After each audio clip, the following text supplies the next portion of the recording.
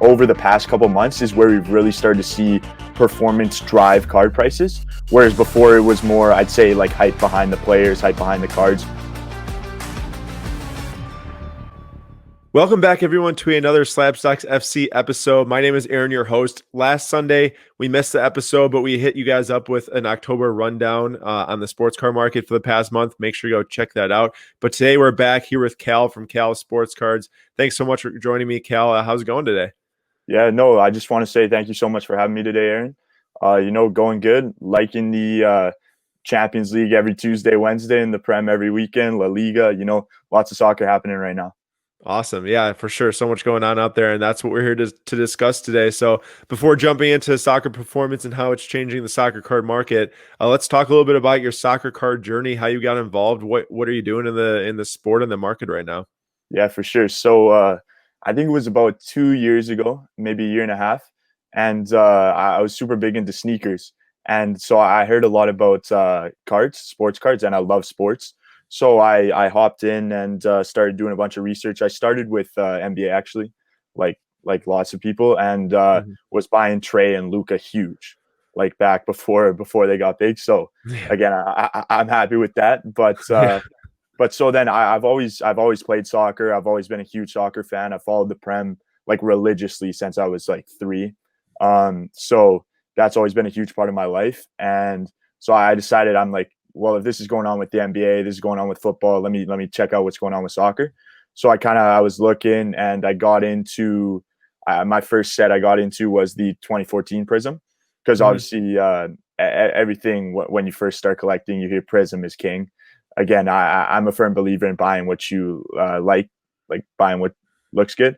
I Mhm. personally like Optic more, but again, I got into Prism and bought Ronaldo and Messi huge just because I was thinking the North American market was yet to be tapped into. Obviously, they're European collectors, but Mhm.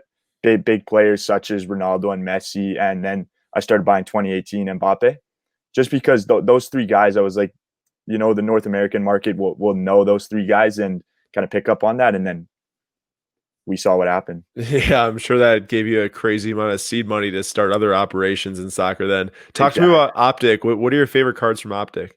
Yeah. So I'm a big fan of the 2018 19 Donruss set in soccer. I Mhm. love so I'm a big fan. Obviously I follow the Prem, big fan of English players. I love Foden and Sancho from that set. Mhm. And like the Aquas out of 149. I like those. Just any numbered things. Yeah. And so yeah, no, the Optic for me, that's one of my favorite sets. That's one's huge. Um, yeah, no, just love how those cards look. Yeah, and clearly, a lot of people, myself included, started jumping into soccer based on the Ronaldo, the Messi, the Mbappe, maybe Sancho, also those really top names because it's the easiest guys to gain traction once a ton of people Exactly. started to get involved. But did you start to branch out more into your, I'd say, prospecting side based on how much you know about soccer? Following those maybe 2019 Prism EPL, not as known rookies. Yeah, no, for sure.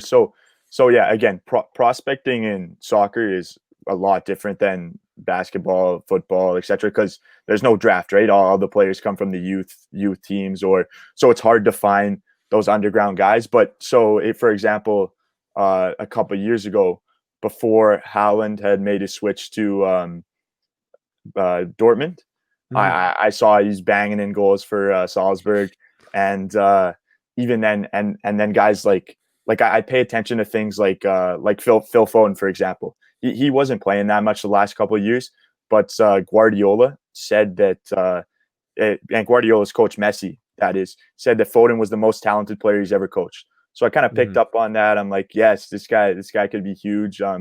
English player. So just kind of looking at news stories like that and gauging the market, gauging what I think these players will have long careers, and I'm kind of going from there. Gotcha. And talk to me about grading because you're from Canada. What's your Yeah. process with grading? Have you done it with PSA? Do you go through group subbers or how do you do that? Yeah, so Canada's not too bad. Again, it's like I get like 45-day submissions for maybe 25 Canadian dollars a Mhm. card. So it's not too bad.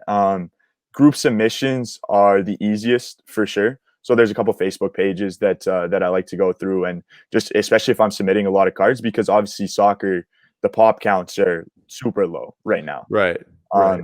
I think I still am a firm believer that we're all early on the Hmm. train here. Like again, we saw basketball take off. I think that this is just the beginning for soccer again with the World Cups coming up and the Euro. Um, but yeah, no, it's for the grading. I usually go through group submissions and like to submit a lot of soccer cards just because the pop counts are super low. Yeah. What's your turnaround been on that? Have you gotten a couple submissions back already if you started a little bit ago? Yeah, so I haven't submitted anything. I actually just submitted just recently, so I'm looking to get that back hopefully in the next 30 days. But for but I didn't submit anything during COVID. But for before Yeah. COVID, the submission times were about 2 months, 2 months. Hmm. So it wasn't anything crazy. And then I'm paying. Alberta is good for taxes on the return, just because we don't have to pay a national tax. Yeah. But so yeah, 60 days I was happy with, and like the gem rates, and yeah, no, Yeah. it's soccer. So if you know what you're looking for, that's a huge opportunity in the market, I think. um Right. just like, again, it's hard on eBay, but going through like Facebook and Instagram, buying cards, getting lots of photos of the cards, if you have an eye for grading, that's good money you can make from Yeah, for sure. I mean, especially like you said, the low pop count in soccer. I yeah, mean, you hit a couple, even nines are returning huge value for people exactly, that can get in on certain cards at cheap values. And even now, like clearly we saw what could be, a big part of the soccer market back in August and September. A lot of people were getting involved. That couldn't sustain for forever, yeah, obviously, but it at least gave a glimpse for people that are looking to be in it for the next year to 2 to 3 to 5 exactly, with World Cup 2026 in North America. yeah, There's a lot of opportunity out there. That's awesome. yeah. What are you seeing? You were talking about all the soccer leagues coming back, Champions League going on Tuesdays and Thursdays, Premier League on Sundays and Saturdays.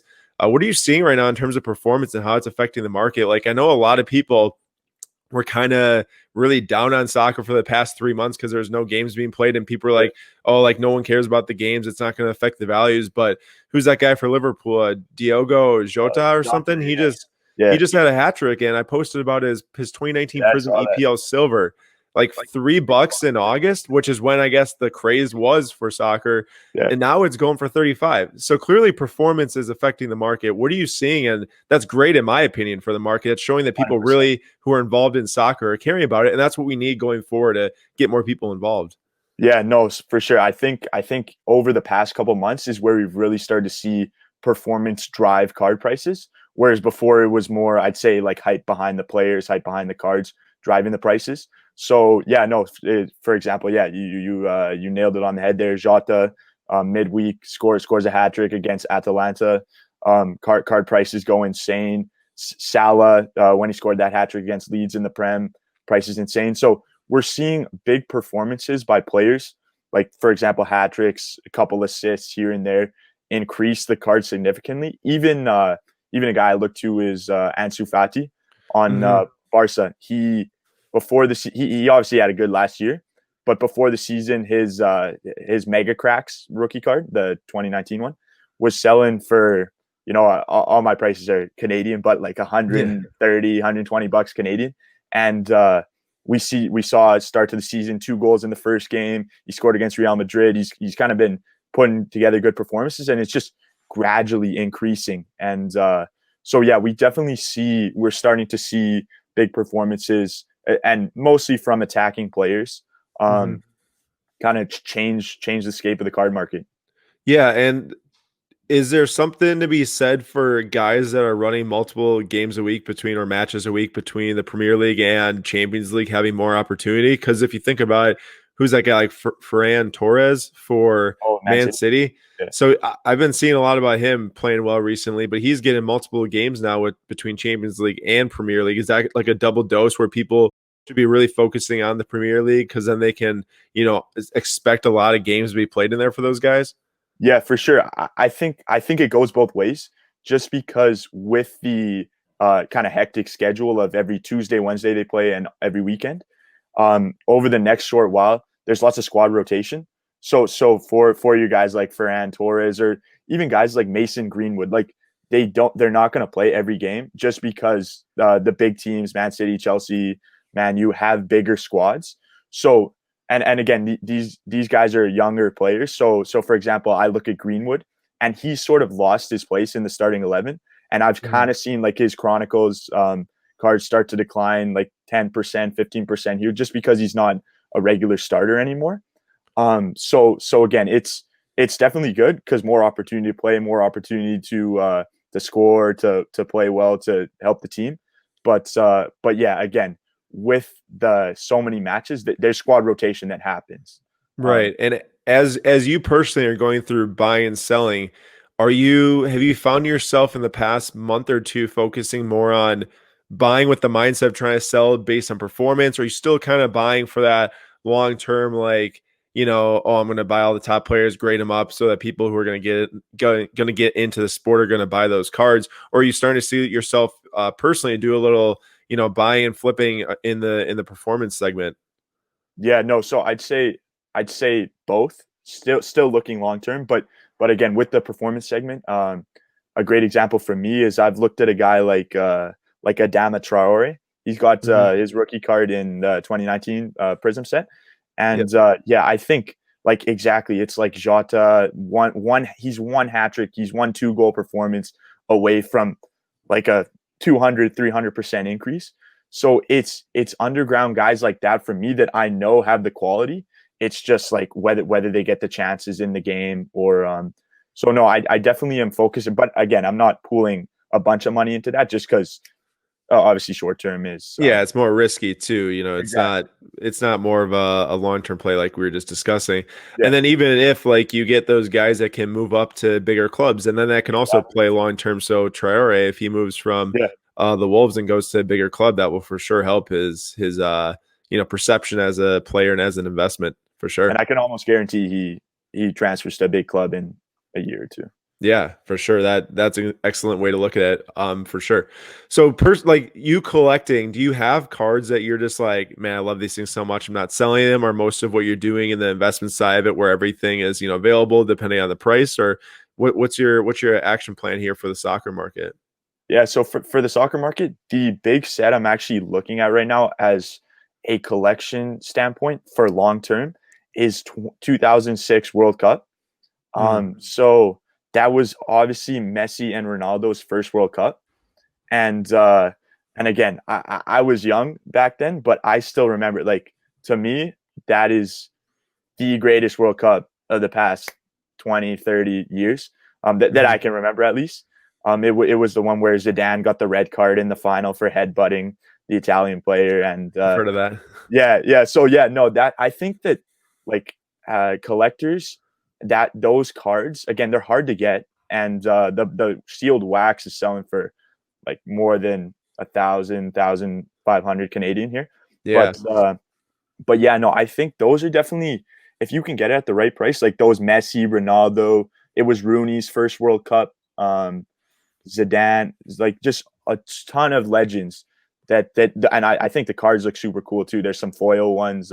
I agree. I agree. I'm a big fan of those European made cards, not the stickers, but the Yeah, actual European made cards. I think they're really cool. Like that yeah, World Cup set from 2006 by Panini is awesome. yeah, no, Those, and I even think like a lot of people wouldn't even, I'm not saying they don't care what the grade is, but it's going to be a way for people to get in. If you grade them up and they get five, six, sevens, eights, yeah. I'm sure you're still going to turn good money on those. Oh, 100%. Yeah, the pop count on a 5 or 6 is probably like low, maybe Yeah. zero. But Exactly. Yeah, that's awesome. Really good. Personally, who's your favorite team? Are you collecting your favorite team? Are you going after? I see you're wearing a Chelsea shirt there. What are you doing with Chelsea? yeah, yeah. So Chelsea's my favorite team. I used to live in London as a kid, and Awesome. so my dad would always go to the Chelsea games. I didn't get to go really, but so yeah, I've been a Chelsea fan since I was 3, and yeah, no, I mean, Pulisic, obviously, being American, being from North America myself, I love him. I think that after the Prem restart last year, I think like if you had bought him before then, he really showed his quality. Like he, for me, he was the best player in the Premier League once they kind of went back from lockdown. Yeah. Um, and again, with the opportunity of the World Cup in Canada, the US, and Mexico in 2026, I think like 2016, 17 select in his US jersey going to be crazy. But the Yeah. thing that worries me about him is the injuries. He can't stay fit. Yeah, I know. Um, Was he? He's out again right now, right? yeah, he was supposed to play on the weekend. He was about to start, and in the warm up, he hurt his hamstring again, which Ah, is like classic. like Yeah, every. just so recurring too. Yeah, no, it's tough. It's That's I'm terrible. Well, you're kind of spoiled now. I mean, with Timo Werner going over there and yeah Kai Havertz, you got those German studs. Talk about them. Are you pumped about those guys? Yeah, no, 100%. I think I've been buying Timo 2018 World Cup and Havertz and Timo Optic, and yeah, no, I think I've been really impressed with Timo Werner so far. Havertz, I think he's still got a lot to show, but Hmm. I think that like if all the pieces fall into place and the systems right, I can see guys like Havertz being a Ballon d'Or winner in 5 years from now. Like they're so young and Yeah. so much potential. Again, things would have to go right, soccer tactics, everything, but I don't see why not. Yeah, for sure. And then guys like Tammy Abraham and Reese James and Mason Yeah. Mount, are you looking at those guys? Or are they just kind of like on the side for you and aren't going to get enough shine for you to really look into? I think Reese James is big.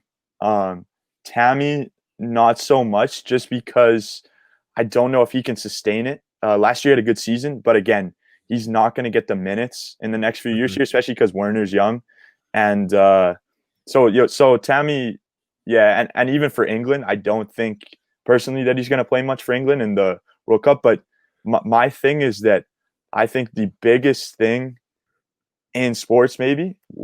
So like the Yankees win a World Series or Lakers winning the championship or whatever, England winning the World Cup. Hmm. So I think if that were to happen, and I think they might have the best chance in a while in the next 2 to 3 World Cups.